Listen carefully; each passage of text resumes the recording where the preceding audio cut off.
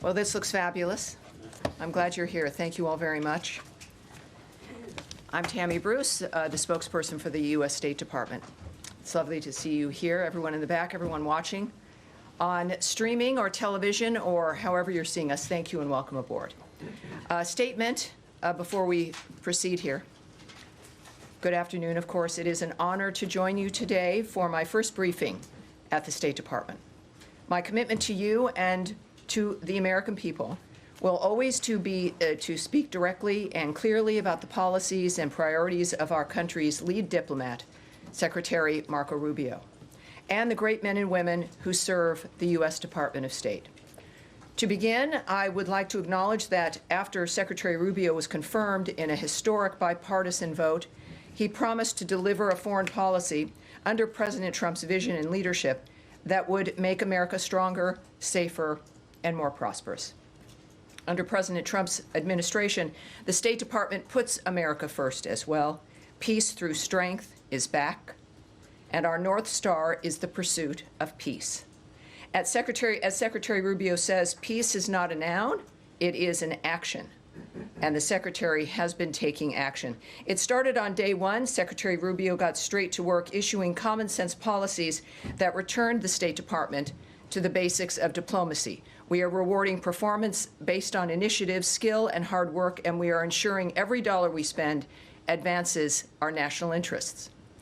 During the Secretary's first international trip to Central America and the Caribbean, he reaffirmed our commitment to the region where we live. He emphasized the importance of this relationship, highlighting our shared challenges and our shared opportunities. Already, the Secretary has achieved concrete deliverables to combat transnational crime, advance the cause of enduring peace, and counter the malign influence of the Chinese Communist Party. At the United Nations, U.S. leadership led the Security Council, passing a historic resolution seeking to end the Russia-Ukraine war.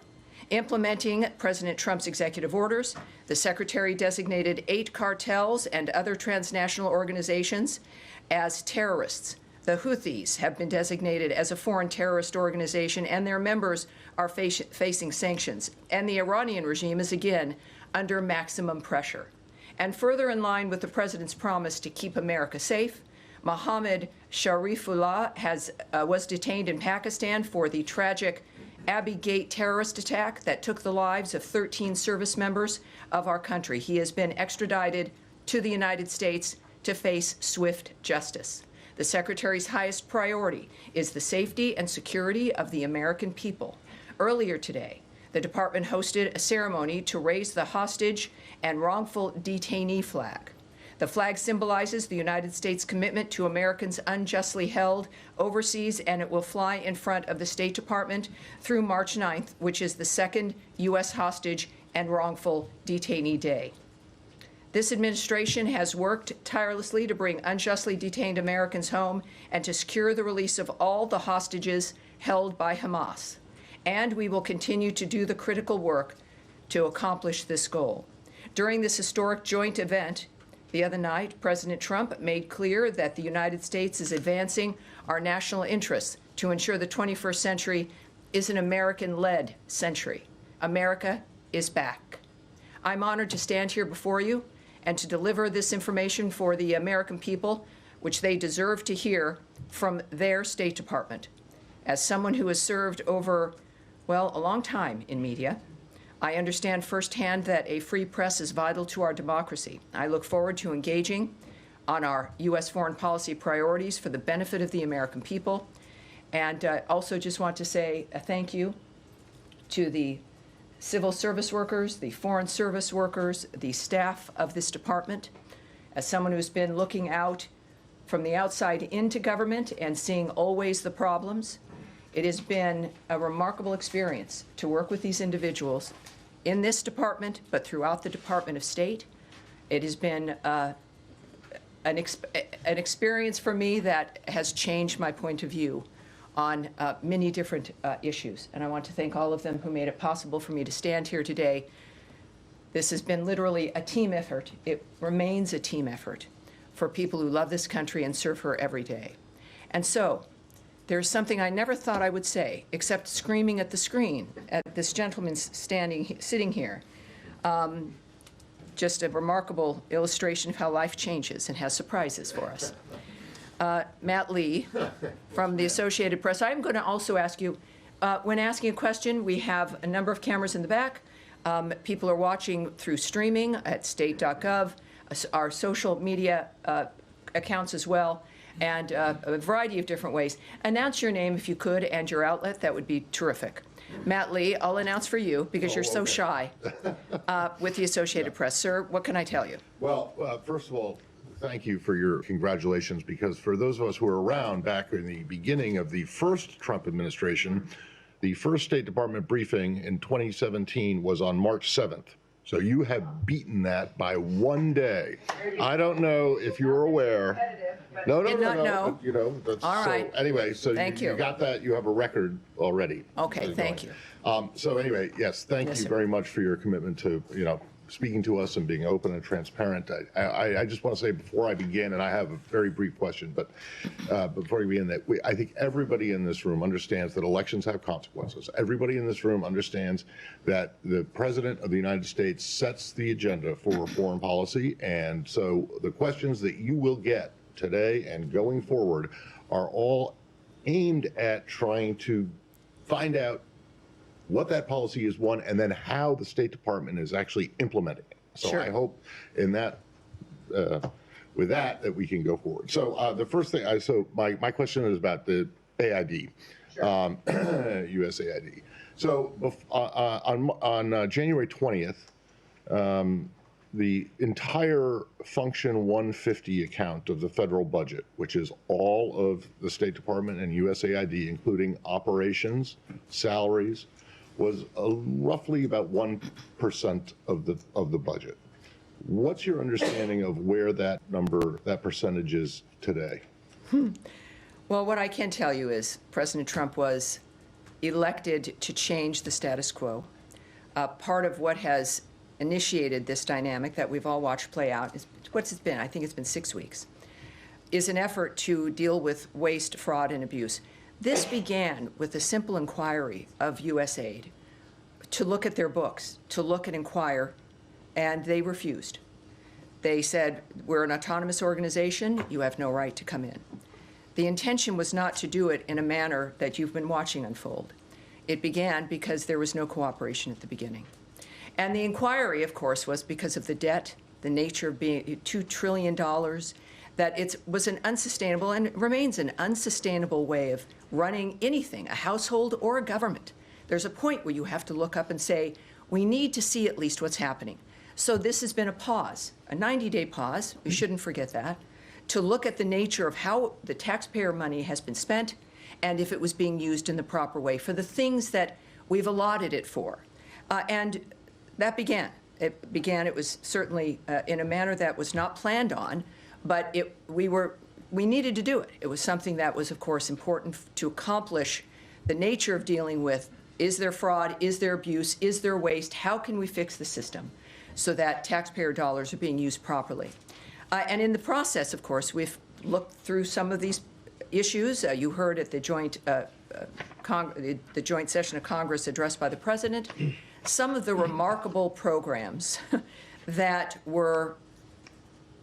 were paying for around the world, millions of dollars. Clearly, change has had to be made. And that's what we're doing right now. There's change not only when it comes to what's being funded, but also how the bureaucracy works, and if a bureaucracy the size that it was needed to exist in the way that it exists. All of this review is important. At the same time, within a review like this, because you're looking at whether or not there's an efficiency in the way money is spent, it doesn't mean that we're not going to be doing foreign aid. It's a matter of how are we going to be doing the aid, and if it is effective, and if it is efficient, and if it achieves the goals that we want that make America safe, more prosperous, more secure, and there's nothing that's deviated from that. On the issue of the numbers, you asked about numbers. Clearly, this is a rapid dynamic. This is a process that is an internal process that involves an entire host of decisions that are being made over a number of different bureaus and dynamics that I'm not a part of.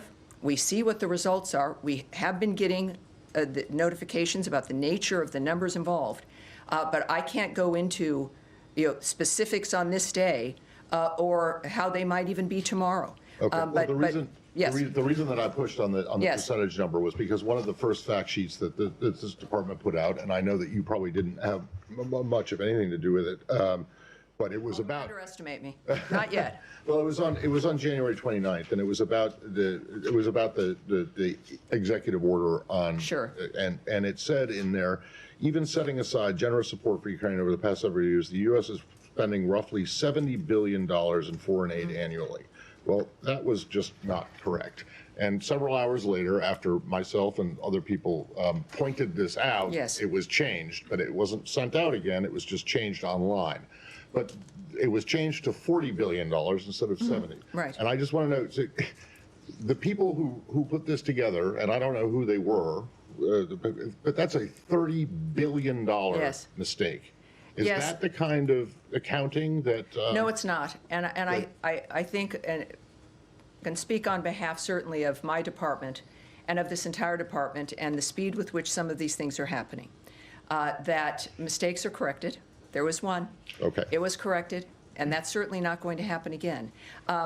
That's what I can okay. pledge to you. Okay.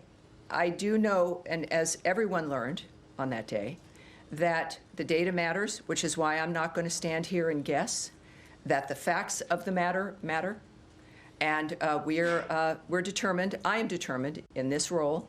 This is not just a first day for me, but also for the department to see the nature as a reminder of what you're all interested in and what we have to speak to. And I appreciate that. But yeah, it's everything's a learning curve. Yes. But at that point, of course, that's a significant difference, and let's just say it's not going to happen again. Thank you, sir.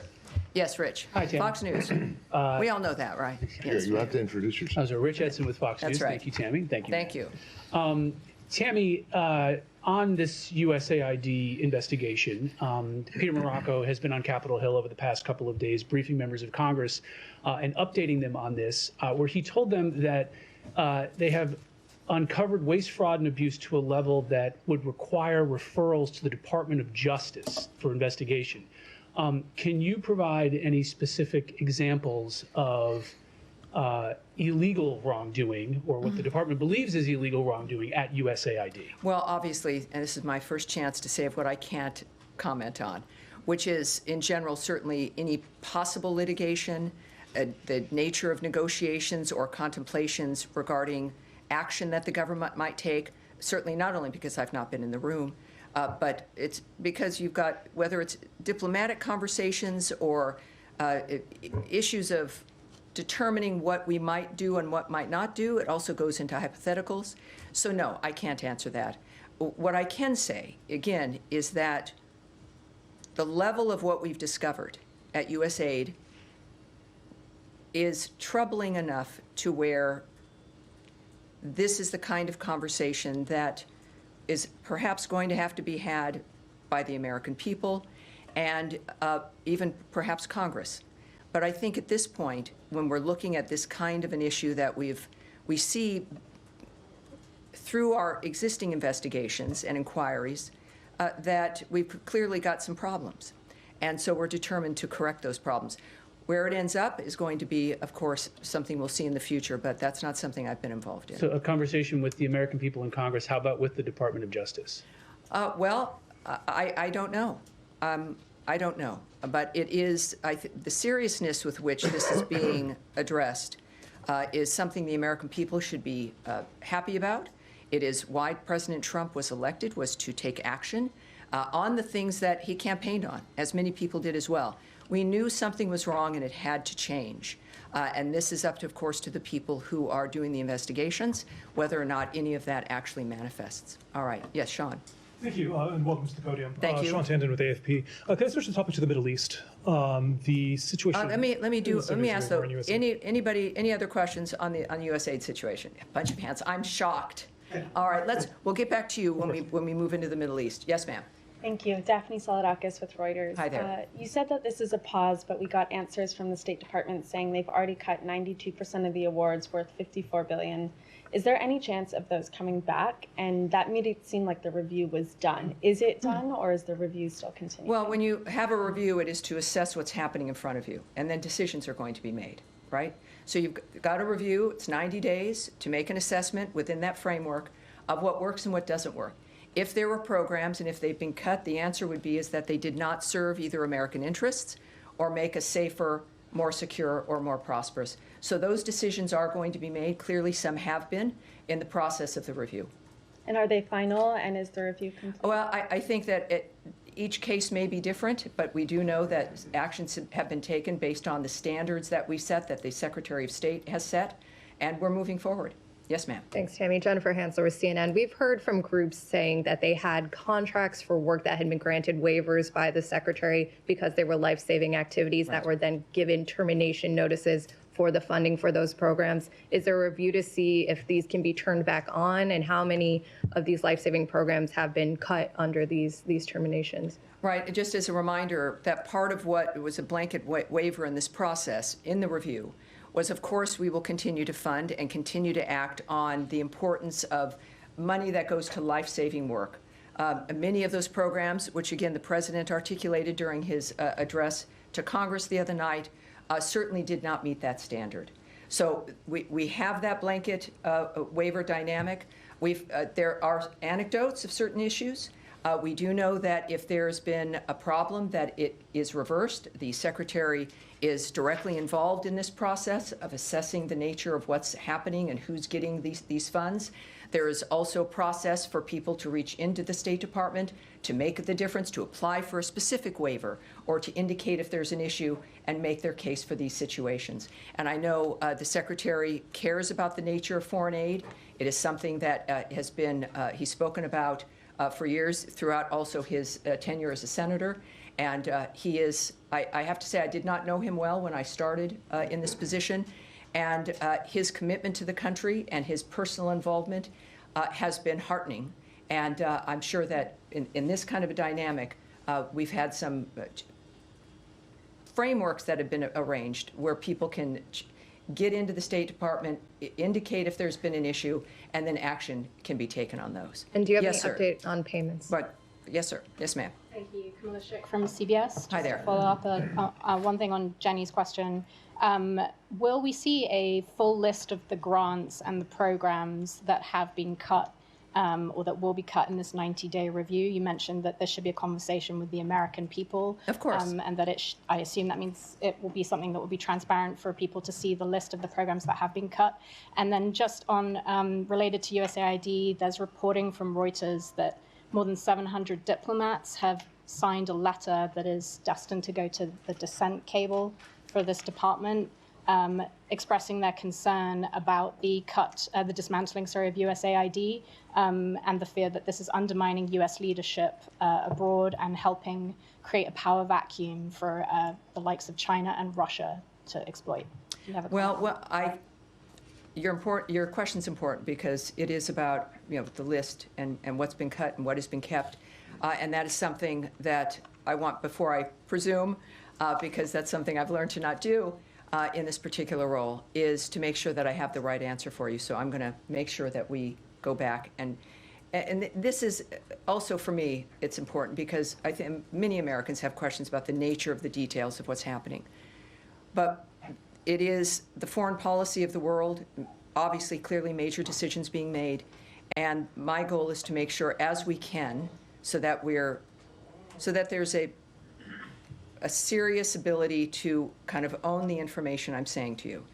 Those are going to be times when I have to come back to you, and this is one of those times. But it's a good question, and yes, I'd like to get that for you. And on the diplomats with the dissent cable? In that regard, we have a dissent cable framework that we're very proud of, that is important. And from what I've learned is that did not actually go out in that framework, but also we will not discuss those if there is internal communications or the nature of something like that transpiring. All right. So done with USAID, And our Middle East now, Sean? Sure, let me kick it off. Could I ask you about, there's a pressure, of course, on Hamas to extend the ceasefire deal. Israel on Sunday said that it's cutting off humanitarian assistance going into Gaza as a way of pressure.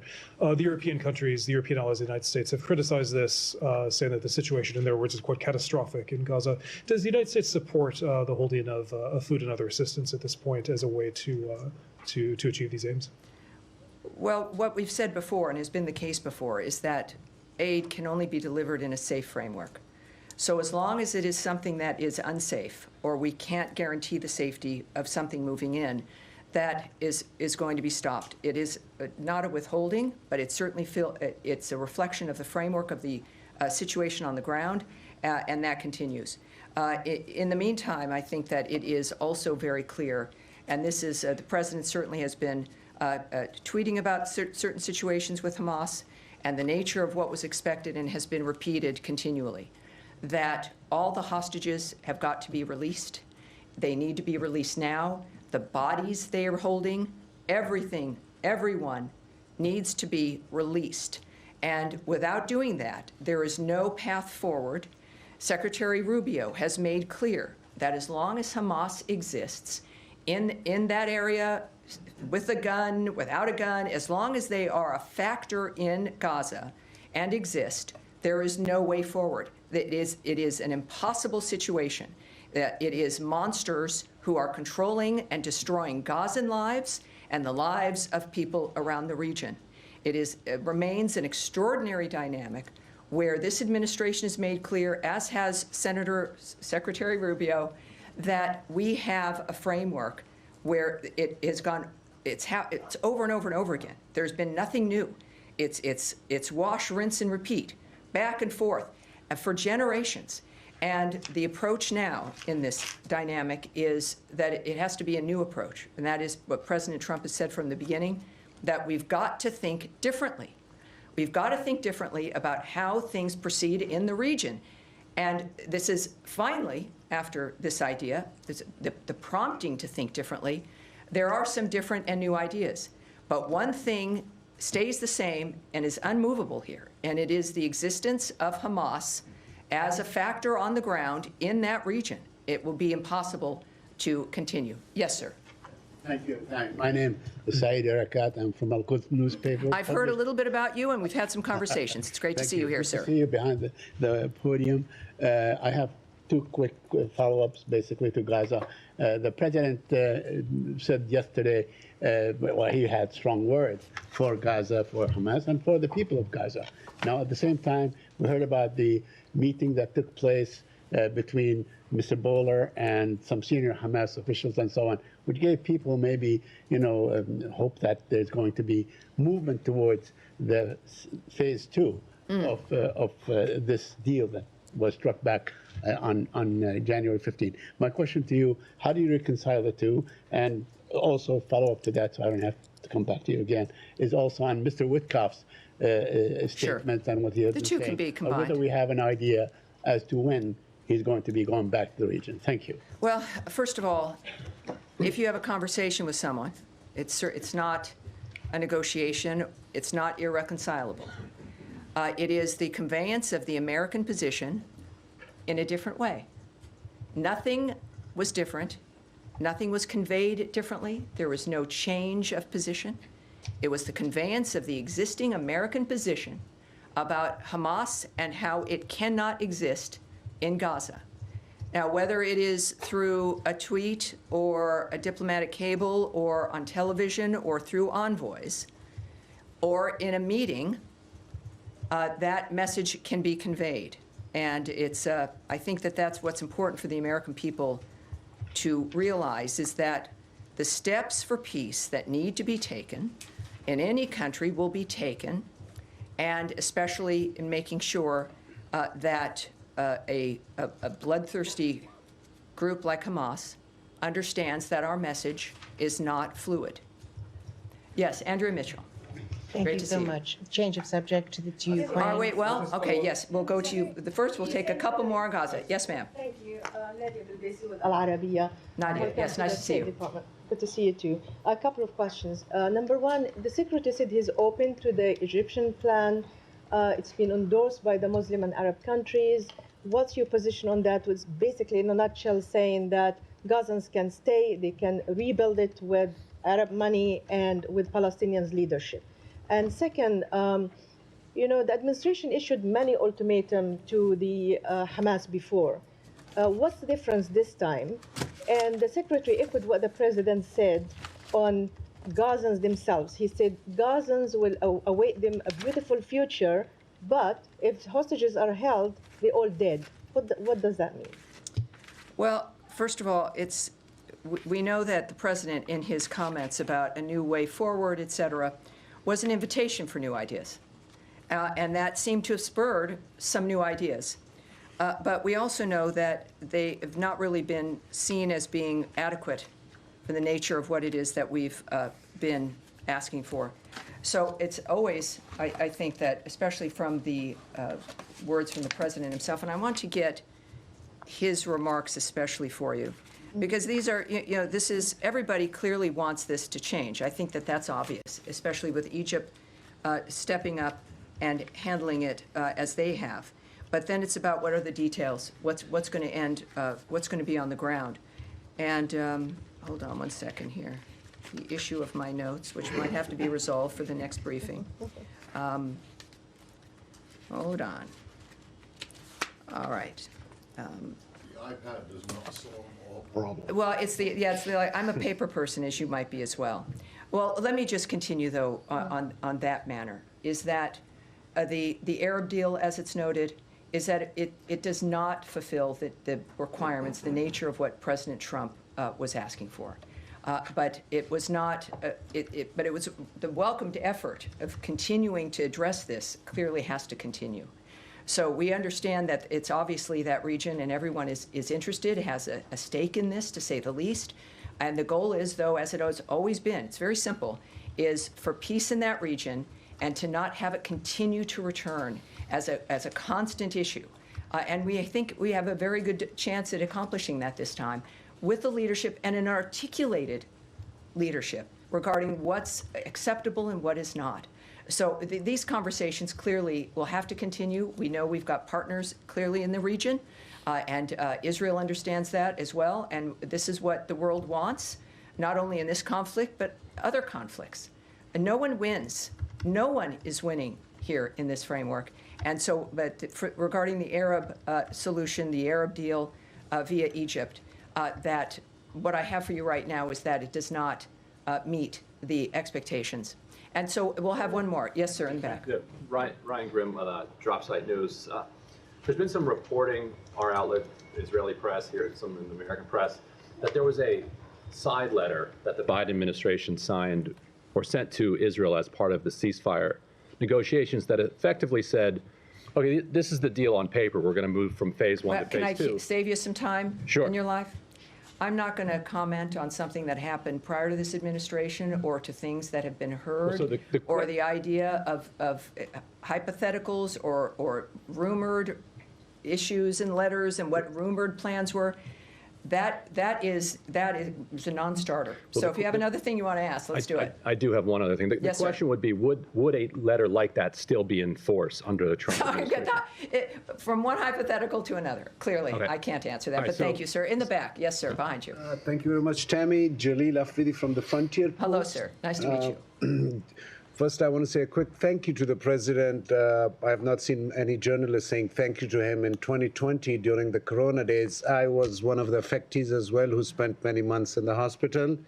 And the stimulus checks were amazing, and many journalists took advantage of it. My first question is, did anybody from the U.S. administration say thank you to Pakistan on official level regarding this new arrest? And second, is the president aware that the most popular leader of Pakistan, Imran Khan, has been in jail now for the last 3 years, and lots of atrocities has happened? But is the president at all interested in paying a little attention to Pakistan beside this? Well, I will answer that, noting that in his address to Congress, the president announced the arrest of an ISIS-K operative and plan are responsible for the deaths, as I mentioned earlier today, of the 13 brave American service members and over 160 Afghans at Abbey Gate that he is now in custody. And we extend our gratitude to the government of Pakistan. We do, for their partnership in bringing Mohammed Sharifullah to justice. We would also now refer you, for those who want more information, to the Department of Justice for further information regarding his case. We have, regarding Pakistan and the nature of our relationship, we have a common interest, obviously, in fighting terrorism. And the arrest of this terrorist also illustrated that U.S.-Pakistan cooperation on counterterrorism remains vitally important. So thank you, sir. All right, so now, Andrea, we'll move on here. Thank you very much, and thank you and welcome. And I think all of us are very grateful that the briefings are starting and that you were Good. this I role. hope to, I won't always necessarily, I hope, my goal is to make you all happy. Of course, that will be impossible. And I appreciate your patience with me today. As I'm learning clearly the depth, this room, we've got an overflow room. We have, I don't want to say any numbers, I've just remember, I pledge not to give you numbers. But it's a remarkable thing. The American people care about foreign policy, they care about national policy, and your career in particular has kind of taught Americans that this information is interesting, it's usable, it's important, and so it's a pleasure to talk with you. Thank you, and just thank you for your commitment to this. Yes. On Ukraine, does the Zelensky letter, which includes an apology and various commitments to peace, which were praised by Mr. Witkoff at the White House today, does that letter meet the standard to the Secretary that these talks can proceed? And will the Secretary be attending the talks that are now contemplated next week in Saudi Arabia? And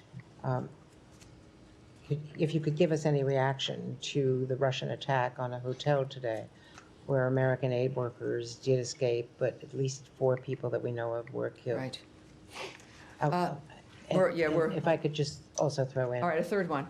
Does the letter of apology solve some of the issues to the extent that the Secretary believes intelligence and weapons, the weapons pipeline and intelligence sharing could be restored? Well, that's a road a bit too far.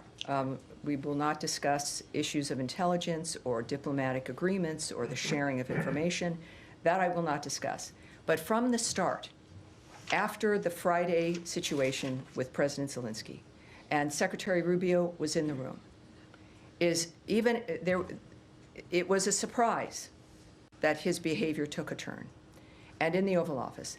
And it was clear, as the president had stated publicly, that he was not ready for peace, that there was one thing that he should not do, and that was,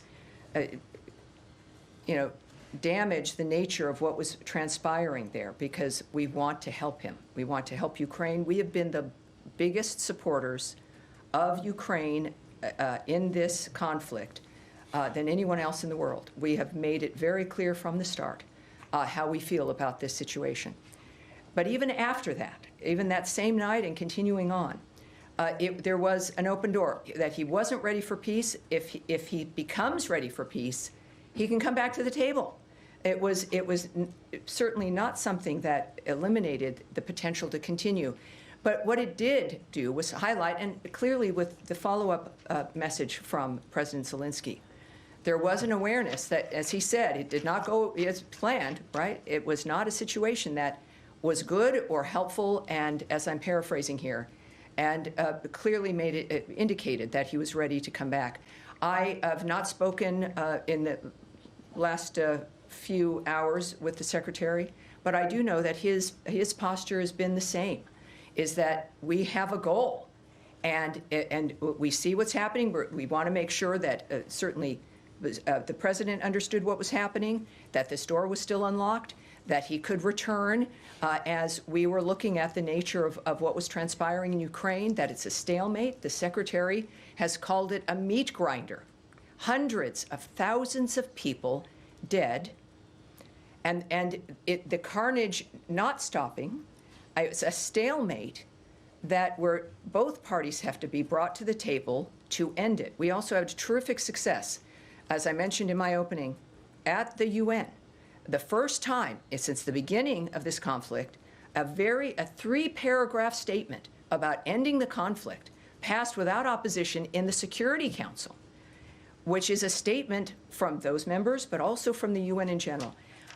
It appears with that note that President Zelensky understands what's at stake, that we are here to help him, that there is one person who can bring those parties to the table, and it is President Donald Trump. The Secretary has understood that from the beginning. This is a united understanding that this has got to end, and these are men who understand what America can do to help that come to an end. And I would believe, with what has been said before, that in fact, if the President and the Secretary believe that President Zelensky is serious and that we can move forward, they have stated, in fact, that we would. So we look forward to that. And Saudi Arabia? What about Saudi Arabia? Is it contemplated that the Secretary would be attending? I cannot comment, certainly, on issues that either have been discussed in a diplomatic framework or arrangements that might be implemented regarding these kinds of diplomatic negotiations or efforts. So I'm sorry, but I can't do that. All right, yes, sir, in the back. Tom Bateman from the BBC. Thank you for starting the briefings again. On the issue of European peacekeepers, which the British and French have both said they're prepared to put into Ukraine under the president's plans, we heard from Sergei Lavrov, the Russian foreign minister, today, who said that this would mean direct, official and unconcealed involvement by NATO countries in a war against the Russian Federation. There is no room for compromise, and this is an overtly hostile aim. Do you have any concerns about that? Well, I don't comment on remarks by leaders or foreign ministers of other countries. I'm here to represent the Department of State and Secretary of State Marco Rubio. What I think the people of the world should note is the choices that are made by Secretary Rubio, by President Trump, and the actions that we take to implement our commitment to peace. Yes, ma'am, in the back. In the pink. Thank you. Thank you very much, Tammy. I'm Jenny Back with the USA Journal, Korea. I have two questions. First question, President Trump pointed out in his State of the Union address that South Korea has imposed tariffs 4 times higher. What measures will the United States take to resolve the tariff issue with South Korea? Second question. Last week, the North Korean Workers' Party secretary visited Russia and met with President Putin to upgrade the level of the Russia and North Korea alliance. Does the United States believe that the North Korean troops should withdraw from Russia to end the war between Russia and Ukraine? Well, thank you. Yes, thank you. I really can't remark on issues of the North Korean relationship with Russia at this point, or that particular regional effort or action that may have occurred. So that's not something I can remark on right now. I certainly, for both of your questions, will go back and talk to the Secretary, mention to him, as I have and as I've pledged to many of you who I met earlier in our bullpen here, that part of my goal is to make sure that not only do I have a good broader view of what interests all of you, but to make sure that the Secretary knows as well. I think that that's part of what is important to our communications with you, besides what we can and cannot share. It is to make sure that we know where your interests are also. All right, sir. Yes, sir. Yeah, thank you so much, Patty. Congratulations, and thanks for doing this. At the opening remarks, you talked about Iran is under the maximum pressure. So I have a question related to that. And I'm sorry, what is your outlet? Yeah, my name is Dr. Koda. I'm working for Ruda Media Network. It's a Kurdish TV. All right. So maximum pressure. Yeah, Iraqi sanctions waiver for Iran gas imports expires on March 8th, which is the day after tomorrow. Have you renewed this sanctions waiver, or do you intend to renew that sanctions waiver for 120 more days? And I have the second question. you want me to ask now or after you? Well, let me answer that question, because I see my staff standing up by the pillar, because I don't tend to keep track of certain things, but like time. But here's what I can tell you. The Iraq sanctions waiver, as you've noted, for Iran gas imports expires on the 8th. And we have, at this point, as you might imagine, we have nothing to announce with regards to the current electricity waiver that expires on the 8th. In line with National Security Presidential Memorandum Number 2, we are reviewing all existing sanctions waivers that provide Iran any degree of economic or financial relief. And we are urging the Iraqi government to eliminate its dependence on Iranian sources of energy as soon as possible and welcome the Iraqi Prime Minister's commitment to achieve energy independence. Hopefully, the United States is leading the way when it comes to that kind of an approach. My second question. All right, are we wrapping up here? I think we are. One in We will do this Africa? again on Tuesday, unless circumstances change that. One last in But- Africa, please. Someone wants one last. See, this is going to happen. It's like No, one just last. one in Africa. All right, hold on. Africa.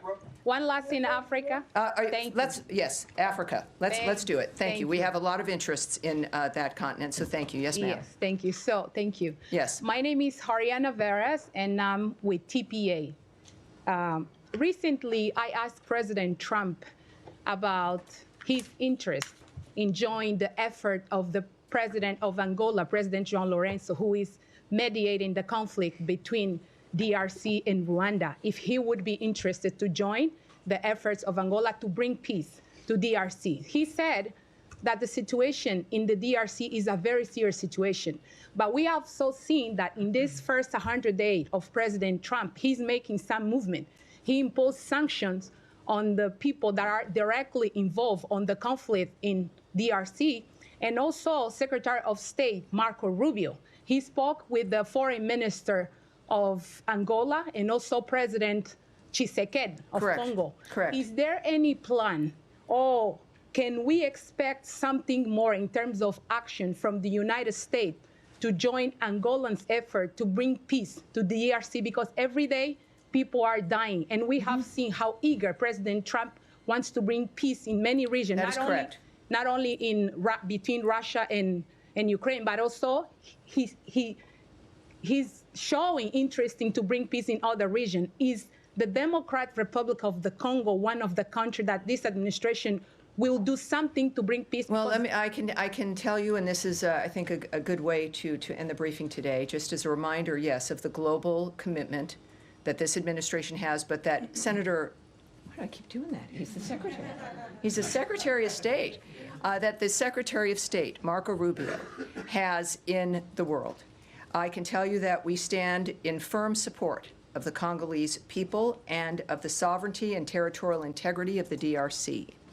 I can say that in his calls with the two presidents, the Secretary urged an immediate ceasefire in the region, accountability for human rights abuses and violations, and for all parties to respect sovereignty and territorial integrity. We expect to see leaders return to the Angolan-led Luanda process and the Nairobi process and take action to resolve the conflict. We are aware of this. He has communicated this. He's engaged with leaders in the region on this as well. And we remain diplomatically engaged. That is going to continue. It will not soften or end. And I appreciate you being here, because this is very important, and it's a big story. Might not get as much coverage in the media, but there's a lot of problems here in the world, and the Secretary is committed to solving them, as is the President. So it is a team and a whole of government understanding that our world here at home needs to change and reform, and the way that the world is unfolding now with its conflicts, that needs to reform as well. So the DRC, thank you. All right, everyone, thank you very much. I'll see you on Tuesday as well. Thanks for being here. Thank you. Appreciate it.